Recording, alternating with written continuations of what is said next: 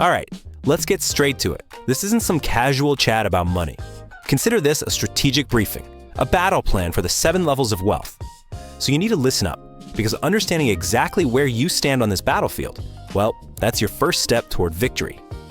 Okay, picture this. On one side, you've got the hamster wheel. You know what I'm talking about. 16 hours a day, eyes glued to the charts, reacting to every single market twitch, just trying to stay afloat.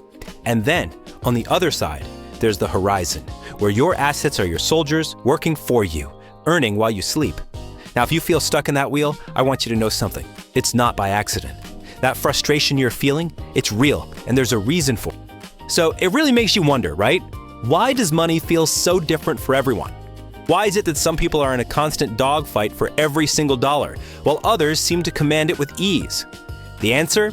Well, it's a tactical advantage that most people completely miss out on. And here's the absolute truth of the matter. We are not all playing the same game. Wealth has distinct levels, and if you don't know which level you're on, you're essentially fighting blind. This framework, this is your map. It's your way out of the trenches and onto the path of real financial freedom. So let's get into our first theater of operations, the battle for stability. We're talking about levels 1 through 3. This is all about securing your position. This is the brutal fight just to get out of the mud and onto some solid ground. Level 1. The name of the game here is pure chaos. We call this survival. And believe me, every single day is a battle. Rent's due, the bills are just piling up, and you always feel like you're one step behind. But you know what the biggest danger is here? It's not the bills, it's desperation.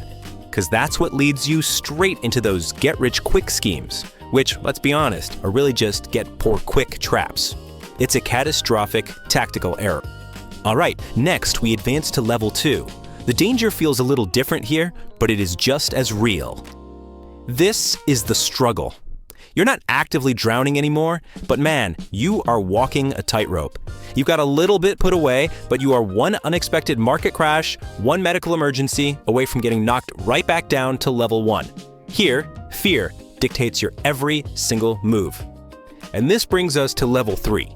Now, this is a major turning point. This is the first objective that you absolutely must secure. We call this stability. You can finally breathe. That 3 to 6 months of living expenses you've saved up, that's not just money in the bank. That is your first line of defense. It is the strategic asset that lets you stop just reacting to everything and start actually planning your advance. Okay, so we've secured our position. Now we move to the next phase, forging your financial ship. Levels 4 and 5 are all about building your fortress, the very vehicle that's going to carry you to true wealth. Now I want you to think about your finances like a Viking warship. Seriously, this isn't some pleasure cruise. It has to be engineered to withstand any storm the market decides to throw at it, and it has to be capable of conquering new territories. Every single piece has a purpose. So let's break this ship down. That level 3 stability fund we just talked about, that's your anchor. It keeps your ship from drifting back into the chaos. But the very next step, level 4, that's about building a reinforced hull, assets that can take a direct hit from a torpedo and keep you sailing. And that brings us to level 4, security.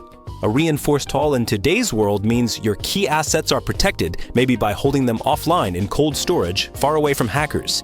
It means building your portfolio on solid, proven principles, stuff that can withstand regulatory heat.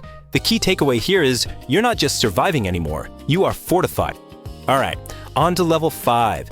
Now this is the key. This is the point where your entire relationship with money just flips on its head. This is independence, your passive income, whether it's from investments, digital assets, earning rewards, whatever systems you've built. It now fully funds your lifestyle. This is the ultimate power shift. You no longer work for money. You manage it. It works for you. Which brings us to the final stage of our campaign, the view from the top. Levels 6 and 7. This is the commander's horizon.